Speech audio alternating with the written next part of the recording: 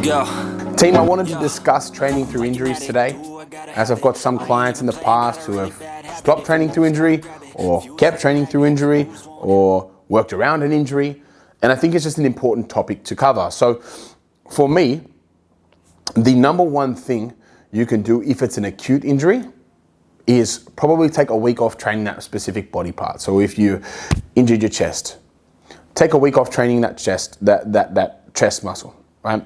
Wait until the inflammation has sort of died down, and then immediately what you want to do is build up the weights to a point where it's not painful to do the same exercise, but you can sort of, you know that the injury is sort of there.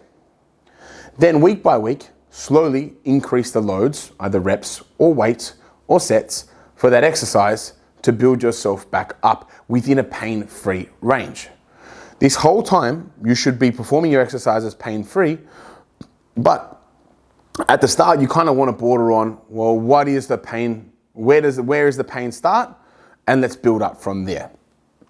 Now, obviously, I'm not a physiotherapist, but from my experience in rehabbing injuries and rehabbing clients and having myself go to a physio or clients going to physio, is that that's the best way to do it, is assess the injury, let the inflammation die down, and as soon as you possibly can, typically within a week or even a few days, is start really light with the weights.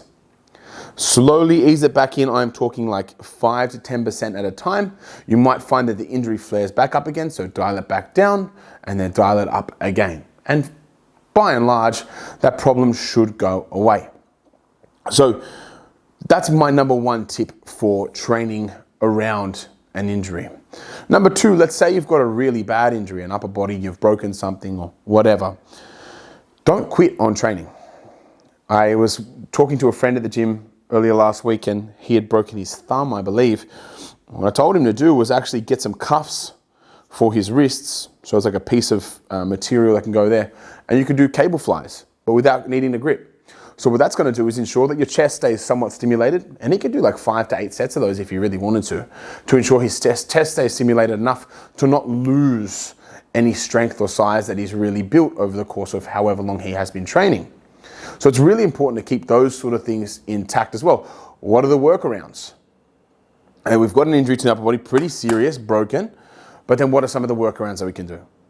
Some of the workarounds is cuff training, is various kinds, as I said before, working through that pain, working below that pain threshold, below where it's painful, but that's for a different sort of injury. So we've got this option, which is sort of working around the injury. That's what I like to call working around the injury. And then thirdly, avoiding that area altogether. Let's say you've torn your shoulder or something, and so you actually, let's say you've rotated or whatever, let's say you dislocated your shoulder, something like that. I don't know. But you can't use or move your upper body. Well, then it's really, really time to dial in to the lower body. Now, this sounds a bit silly, and there's no, despite what a lot of people want to say as well in the fitness industry, they go, look, if you train your legs, it's actually going to boost testosterone for your upper body. It doesn't, not in a meaningful way at least. So what you want to do is maintain some strength in the lower part of your body or the opposing appendages, because one, it's going to increase health markers. Two, it'll give you some form of sanity and you'll be able to actually probably progress in areas where you wouldn't have before. I'm assuming a lot of people don't have, especially guys, don't have legs as their staple training. So use it as an opportunity to progress and get stronger in areas that you were previously weak. So those are my 3 tips. I've got keep training, but do it in a pain-free range, 0 pain whatsoever, doing the same movement. 2, work around it, so utilize things like cuffs and that sort of stuff to stimulate the same area of that you want to be targeted that's limited by a certain injury.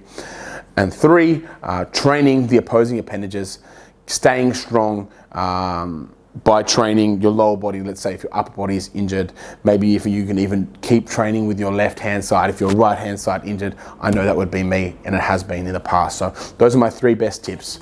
Hope that helped. But till I'm doomed in a casket, I ain't playing, got a weird mind.